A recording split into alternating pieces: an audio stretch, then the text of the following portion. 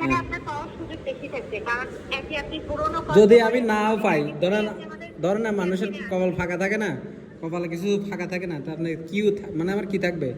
এই পর্যন্ত তো 200 টাকা ডিসকাউন্ট পাইছে, এবার কি ডিসকাউন্ট পাবো নাকি অন্য কিছু পাবো, নাকি কিছু পাবো না? অলরেডি ডিসকাউন্ট যেহেতু পেয়েছেন, তো এখানে পুরস্কার পাওয়ার সুযোগ বেশি।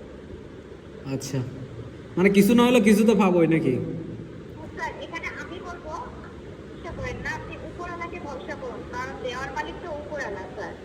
না, উপর আল্লাহ তো আমাকে আলহামদুলিল্লাহ যা দিয়েছে অনেক দিয়েছে, আর আমি যথেষ্ট রোজগার করে চলতে পারি। আপনাকে দিয়েছে উপরওয়ালা। কিন্তু আপনারা বলতেছেন বাদবে বা আপনারা পাবেন, এখন ওইটার জন্য বলতেছি আর কি।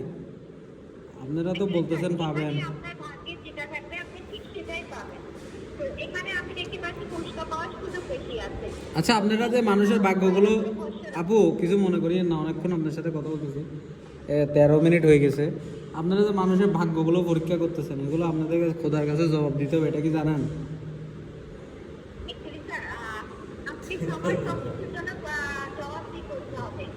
আপনি যেমন আপনি তো নিশ্চয়ই কিছু না কিছু কাজ করেন, তাই না? হ্যাঁ, কাজ করি, হ্যাঁ। সংসার চালানোর জন্য, নিজের পেট চালানোর জন্য আমাকেও কিছু করতে হবে। তো আমি যদি 20 টাকা দিয়ে না করে যদি কোনো কাজ করি, সেটা আমার তো জন্য ভালো না স্যার? তো আপনি যেটা করতেছেন এটা তো মানুষের ভাগ্য পরীক্ষা করা, বা আপনি যে কোম্পানির সাথে আছেন ওই কোম্পানিগুলো মানে ভাগ্য যাচাই করতেছে, এগুলো আসলে কি ঠিক কিনা আমি এটা জানতে চাচ্ছি। হয়তো ঠিক, কিন্তু এটার মাধ্যমে দেখুন কিছু কিছু মানুষের উপকার হয় স্যার।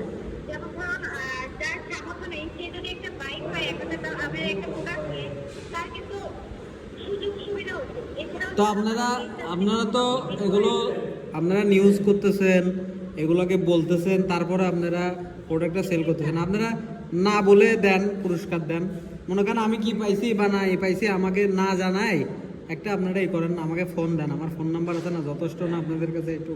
কিন্তু আপনারা যে এটা পাবেন ওইটা পাবেন, মোটরসাইকেল পাইছেন, মোটরসাইকেল 8,000 মোটরসাইকেল দিচ্ছি, এগুলো আসলে আল্লাহর কাছে জবাব দিতে হবে না?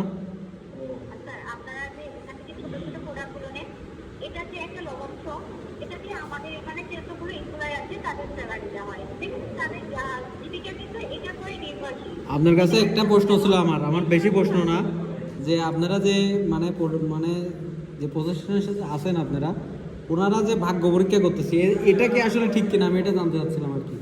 আসলে ভাগ্য যাচাই করাটা ঠিক কিনা? ফোনের পিকচার করতে গেলে তো আমি এখানে আর থাকতে পারবো না, সেটা হ্যাঁ। আমার সংসার আর চলবে না।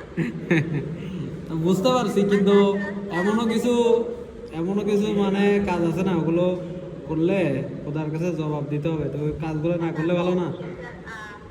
কিন্তু এটার মাধ্যমে কিন্তু কিছু মানুষের উপকার হয়, যেমন আমাদের এখানে তিনটে মাদ্রাসা দায়িত্ব করে থাকে অফিলার কমিটি। আমাদের পেজটা যদি দেখেন তাহলে বুঝতে পারবেন। আমি দেখছি আপনাদের আপনাদের রিভিউ, যারা রিভিউ দেয় তাদেরও 2-3 মিলিয়ন 6 মিলিয়ন ভিউ হয়।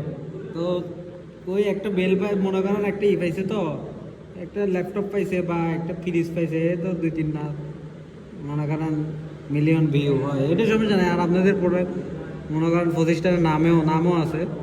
আমার একটাই প্রশ্ন ছিল যে আসলে আপনারা ভাগ্য মানুষের যাচাই করতেছেন, এগুলো তো আসলে ঠিক নয়, এটাই আর কি, তাছাড়া কিছু না।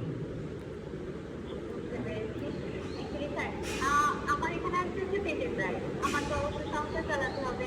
আর আমি যদি এটা না করে 20 টাকা দিয়ে করি, ওটা আমার জন্য আরো বেশি। চুরি ডাকাতি আপনি করতে চাইলে তো পারবেন না, চুরি ডাকাতি কি সবাই করতে পারে? একটা মানুষ লাগে, আলাদা একটা মানুষ লাগে, বুঝলেন না? আমি সেক্ষেত্রে এখানে কাজ করে তাই আপু, যা হয়েছে অনেক কথা হয়েছে, সমস্যা নাই। আপনি আমার ওই ব্যাগটা কনফার্ম করে দেননি? তাহলে আমি ব্যাংকে কনফার্ম করে দিচ্ছি, তাহলে একটি ব্যাংক